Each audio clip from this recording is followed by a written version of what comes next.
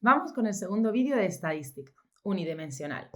En este vídeo vamos a tratar conceptos relativos a los muestreos. Un muestreo, hasta ahora en la educación secundaria obligatoria, hemos estudiado estadística descriptiva, una serie de procedimientos y técnicas que permitían un conocimiento descriptivo de las características básicas de una población. Pero en general no podemos casi nunca tratar con poblaciones al completo, ya sea porque la población a estudiar es muy grande o también por motivos económicos, por falta de personal cualificado o para una mayor rapidez en la recogida y presentación de los datos. Lo que se suele hacer es, en lugar de examinar y encuestar a toda la población, obtener los datos de tan solo una muestra de la población. Ejemplos. No podemos analizar ni estudiar todos los coches que salen de una cadena de producción para determinar su calidad. No es posible ensayar un medicamento en todas las personas, ni podemos costearnos preguntar a todos los españoles sobre una cuestión en concreto. Salvo en referéndums, votaciones o en los diversos censos, nos debemos contentar con seleccionar y analizar los resultados de una pequeña parte de la población, es decir, de una muestra.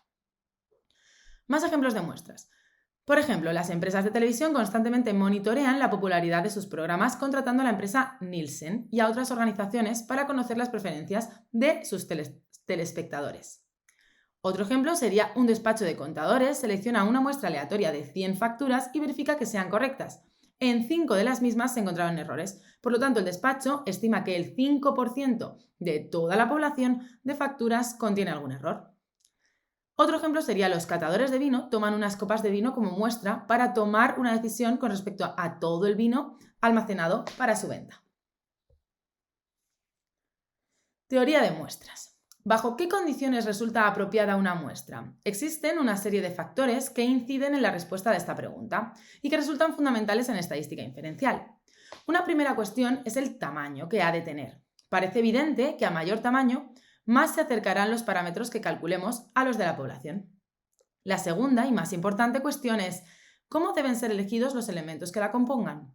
Para ser válidas, las muestras han de ser representativas. Por eso será necesario verificar que todos los elementos tienen igual probabilidad de ser elegidos por la muestra.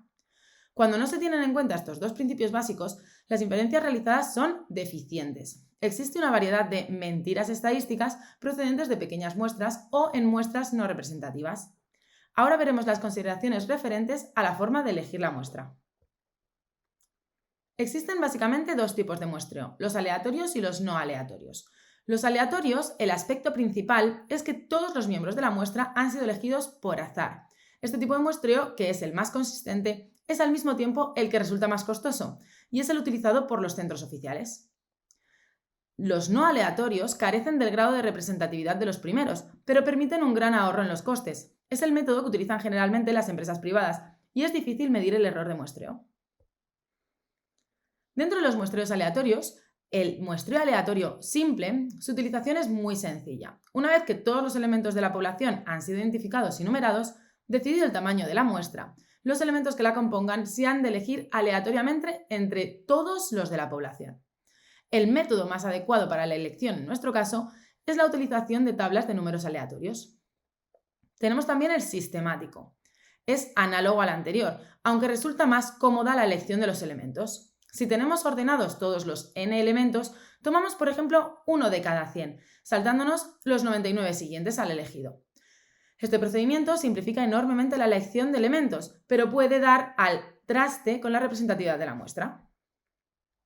El estratificado. A veces nos interesa, cuando las poblaciones son muy grandes, dividir estas en subpoblaciones o estratos, sin elementos comunes, y que cubran toda la población. Una vez hecho esto, podemos elegir por muestreo aleatorio simple de cada estrato un número de elementos igual o proporcional al tamaño del estrato. Otro tipo de muestreo aleatorio es el de por conglomerados. A veces, para simplificar los procesos de toma de datos, se empieza por elegir ciertos conglomerados que pueden ser bloques de viviendas, municipios, urnas electorales, y dentro de ellos se realiza el muestreo aleatorio. Vamos a ver algunos ejercicios de muestreo que podríais hacer. Encuentra en un periódico o revista un artículo de información en la que, a tu juicio, se esté haciendo uso de una muestra.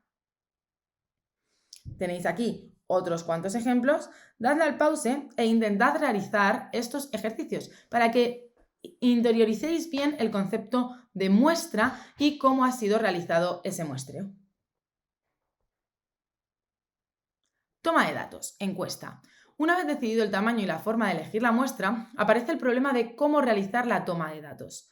La encuesta es el instrumento idóneo para este fin. Se debe establecer, en primer lugar, el objetivo de la encuesta. Se elabora un cuestionario formado por un conjunto de preguntas en el que debemos tener en cuenta que las preguntas han de ser pocas, no más de 30, y cortas. Cerradas, es decir, que aparezcan todas las posibles respuestas, numéricas o al menos codificables, y deben ser redactadas de forma correcta y precisa. A partir de aquí debe ser realizado el trabajo de campo, es decir, las entrevistas previstas por medio de los encuestadores. Este trabajo también ha de hacerse bajo unas ciertas condiciones, que garanticen que las respuestas sean sinceras. Las encuestas deben ser anónimas y cuando el encuestado deba proporcionar sus datos personales, será obligado un compromiso de confidencialidad. Una vez recopilados todos los datos, se procede a tabularlos y describirlos, utilizando las técnicas que ya conoces de cursos anteriores y que retomaremos en esta unidad didáctica.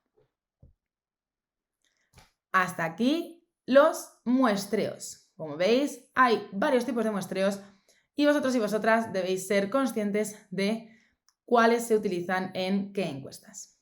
¡Hasta luego!